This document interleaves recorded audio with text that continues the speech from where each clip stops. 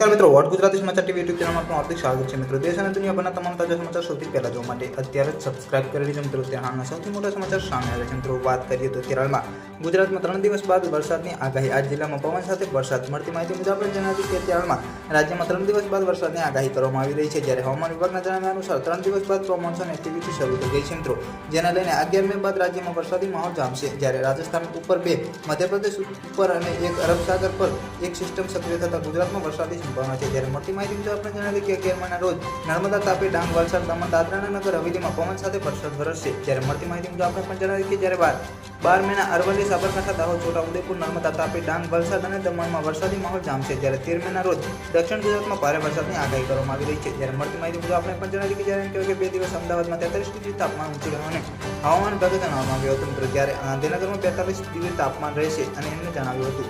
અંબાલાલ પટેલે આગાહી કરતા વધુમાં જણાવ્યું છે કે હવામાન નિષ્ણાત અંબાલાલ પટેલે પણ વરસાદને લઈને આગાહી કરી છે। તેમના જણાવ્યા અનુસાર 10 થી 14 મે વચ્ચે ગુજરાતના પ્રો-મોન્સૂન એક્ટિવિટી શરૂ થઈ ગઈ છે। પ્રી-મોન્સૂન એક્ટિવિટી દરમિયાન વાવાઝોડા સાથે વરસાદ વરસે તેવી શક્યતા કરવામાં આવી છે।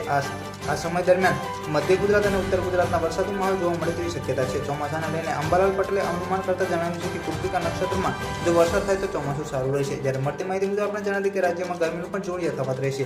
રાજ્યમાં આગ વરસાદથી ગરમીનું જોર યથાવત છે। મિત્રો બુધવારે 10 શહેર સરેરાશ મહત્તમ તાપમાન પારો 40 ડિગ્રીને પાર નોંધાયો હતો। જ્યારે 43.1 ડિગ્રી તાપમાન સુરેન્દ્રનગરમાં સૌથી વધુ ગરમી નોંધાઈ છે। તો હવામાન વિભાગે આગામી 2 દિવસ કચ્છમાં યલો એલર્ટ જાહેર કર્યું છે। તો અમદાવાદમાં પણ સતત બીજા દિવસે 43 ડિગ્રી તાપમાન નોંધાયું હતું। તો રાત્રિના 29 ડિગ્રી સાથે સરેરાશ લઘુત્તમ તાપમાન સામાન્ય કરતાં 2 ડિગ્રીનો વધારો થયો હતો। જ્યારે મળતી માહિતી મુજબ આપણે જણાવ્યું કે અને આગામી 5 દિવસ અમદાવાદમાં ગરમીનો પારો 42 ડિગ્રી આસપાસ રહેવાની હવામાન વિભાગે આગાહી કરી છે। જે શહેરમાં 40 ડિગ્રી વધુ તાપમાન નોંધાયું હતું તેમાં ગાંધીનગર, રાજકોટ, અમરેલી, ભુજ, છોટાઉદેપુર, વડોદરા, ડીસા, નર્મદાનો સમાવેશ થાય છે।